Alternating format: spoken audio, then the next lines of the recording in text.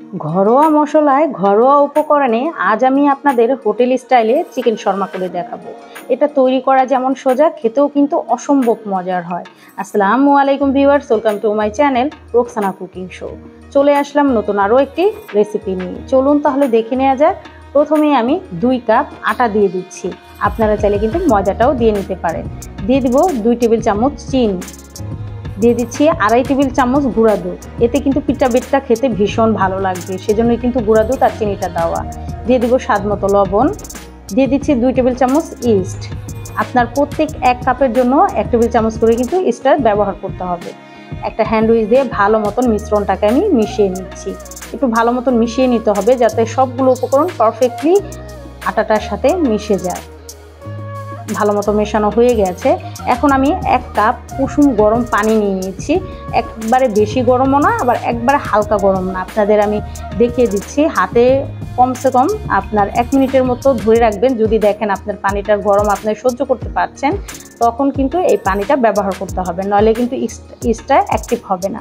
আমি হাতের সাহায্যে মিশ্রণটাকে ভালো মতন মিশিয়ে নিচ্ছি। আপনারা চাইলে কিন্তু চামিচ বা হ্যান্ড উইচ দিয়েও কিন্তু মিশিয়ে নিতে পারেন। অল্প অল্প করে পানি দিয়ে আমি এই ব্যাটারটা কিন্তু তৈরি করে নিব। একদম সফট একটা রুটির ব্যাটার আমি তৈরি করে নিচ্ছি। কতটুকু পানি রয়ে গেল সেটাও কিন্তু আপনাদের আমি দেখিয়ে দিব। আমি এভাবেই কিন্তু ভালো মতন পানি দিয়ে একটা ডো কিন্তু তৈরি করে নিয়েছি।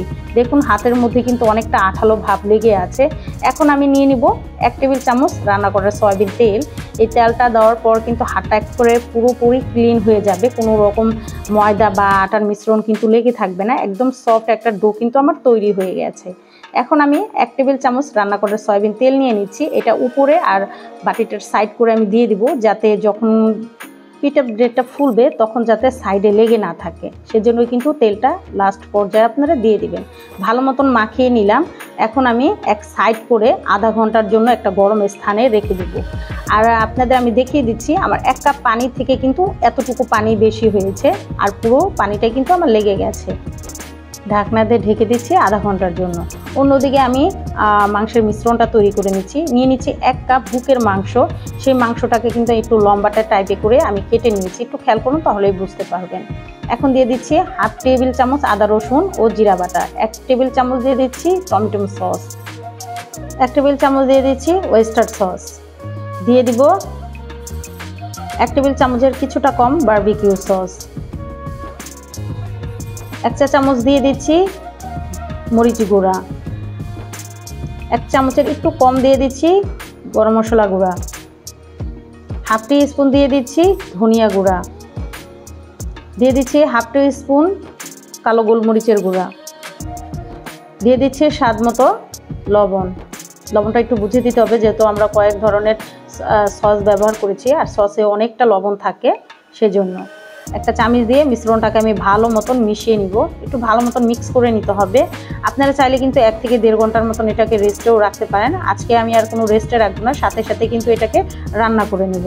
অন্যদিকে আমি একটা কড়াই বসিয়ে দিয়েছি। কড়াইয়ের মধ্যে আমি 1 টেবিল চামচের মতন তেল দিয়ে দিচ্ছি। দিয়ে দিব সেই মাংসগুলো। এই মাংসগুলো ভাজতে কিন্তু অতটা তেলের প্রয়োজন হয় না, জাস্ট অল্প তেল হলেই কিন্তু এই মাংসটা ভাজা হয়ে যায়। এখন আমি একটা চামচ দিয়ে মাংসগুলোকে একটু ছড়িয়ে দিচ্ছি, যাতে একটু পোড়া পোড়া ভাব আসে, আর খেতেও কিন্তু ভীষণ ভালো লাগবে, সেজন্য একটু ছড়িয়ে দিলাম। এভাবে মাংসগুলো আমি ছড়িয়ে দিয়েছি। যখন এক পাশে একটু কালার আসবে তখন কিন্তু আমি মাংসগুলোকে আবারও নেড়েচেড়ে একটু উল্টে দিচ্ছি। এই দেখুন মাংসগুলো কিন্তু উল্টে পাল্টে আমি এভাবে একটু ব্রাউনিশ কালার করে ভেজে নিয়েছি। একটু খেয়াল করুন, তাহলেই বুঝতে পারবেন কতটা সুন্দর হয়েছে মাংসগুলো। শর্মার জন্য কিন্তু মাংসগুলো একদম পারফেক্টলি হয়ে গেছে। আমাদের কিন্তু এরকমই একটা মাংসের প্রয়োজন। একটা বাটির মধ্যে আমি নামিয়ে রেখে দিচ্ছি। অন্যদিকে যেই রুটিটা আমি রেস্টে রেখে দিয়েছিলাম সেটা কিন্তু ফুলে এখন ডাবল হয়ে গেছে। এখন এটাকে কিন্তু আমি বাতাসটা বের করে নিচ্ছি, আর 5 মিনিটের মতন এটাকে কিন্তু মুথে নিতে হবে, তাহলে ভিতরে বাতাসটাও বের হয়ে যাবে আর এটা কিন্তু স্মুথলি হয়ে যাবে, আর অনেকটা কিন্তু সফট হয়ে গেছে। আপনারা একটু খেয়াল করলে কিন্তু বুঝতে পারবেন। এখন কিন্তু আমি ডোটাকে একটা বোর্ডের মধ্যে নিয়ে নিব, আর একটু লম্বাটে শেপ করে কিন্তু দিয়ে নিব। একটু আটা ছিটিয়ে নিলাম যাতে লেগে না যায়। এভাবে একটু লম্বাটে শেপ করে আমি দিয়ে নিচ্ছি। দেখুন লম্বাটে শেপ করে দেওয়া হয়ে গেছে। এখন একটা ছুরির সাহায্যে আমি টুকরো টুকরো করে রুটিটাকে কেটে নিচ্ছি। এখন আমি এগুলোকে একটা গোল আকৃতির করে দিয়ে নিব। আপনারা আপনাদের পছন্দ মতন কমিয়ে বাড়িয়ে কিন্তু এই রেসিপিটা ফলো করে নিতে পারেন, কোনো সমস্যা নেই। এখন আমি পরিমাণ মতন আটা দিয়ে কিন্তু এই রুটিটাকে আমার পছন্দ মতন করে বেলে নিব। একটু পাতলা করেই বেলে নেবেন, যেহেতু এটা ফুলে আর একটু বড় হয়ে মোটা হয়ে যাবে, সেজন্য কিন্তু একটু পাতলাটাই করে বেলে নেবেন। আমরা রেগুলার যে রুটিটা করি সেরকমভাবেই কিন্তু আমি এই রুটিটাকে বেলে নিচ্ছি। এই দেখুন রুটিটা কিন্তু আমার বেলা হয়ে গেছে, আর একটু পাতলাটা দেখেই বুঝতে পারছেন। অন্যদিকে আমি তাওয়া বসিয়ে দিয়েছি, তাওয়ার মধ্যে কিন্তু এক এক করে আমি রুটিগুলোকে ভেজে নিচ্ছি। রুটিগুলো একটা সাইড যখন হয়ে যাবে তখন কিন্তু আমি রুটিটাকে উল্টে দেব।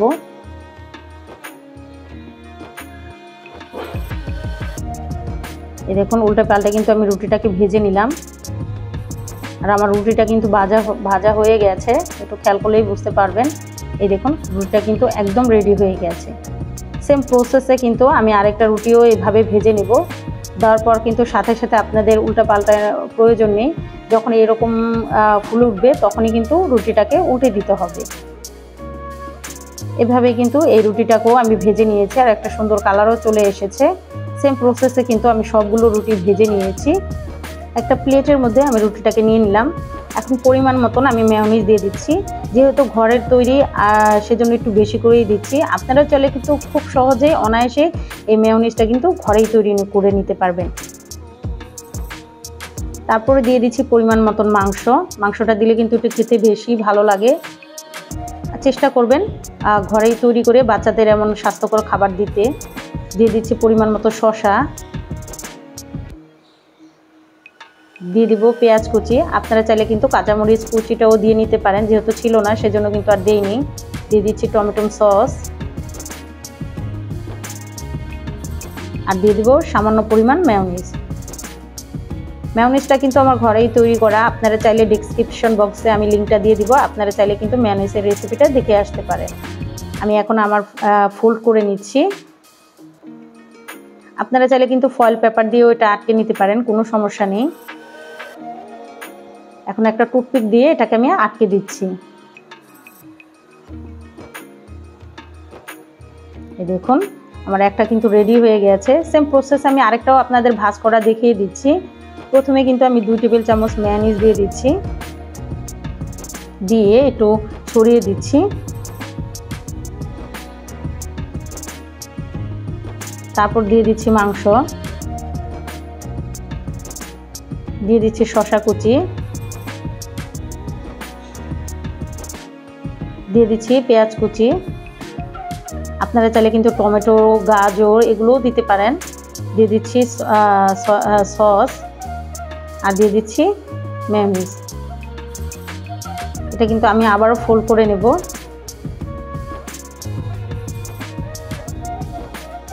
একটা টুথপিক দিয়ে আমি আটকে দিচ্ছি যাতে খুলে না যায়।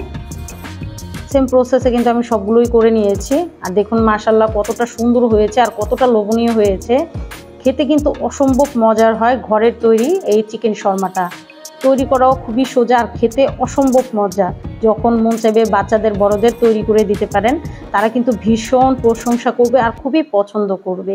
রেসিপিটা আপনাদের কাছে কেমন লাগলো অবশ্যই আমাকে কমেন্টের মাধ্যমে জানাবেন।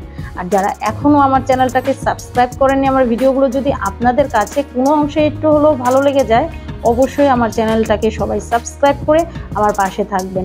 লাইক, কমেন্ট এবং বেশি বেশি করে শেয়ার করবেন। আর অবশ্যই আমার চ্যানেলের সাথেই থাকবেন, পাশেই থাকবেন। এমন নিত্য নতুন ভিডিও পেতে হলে কিন্তু বেল আইকনটা অন করে রাখতে হবে। সবাই ভালো থাকবেন, সুস্থ থাকবেন। আল্লাহ হাফেজ।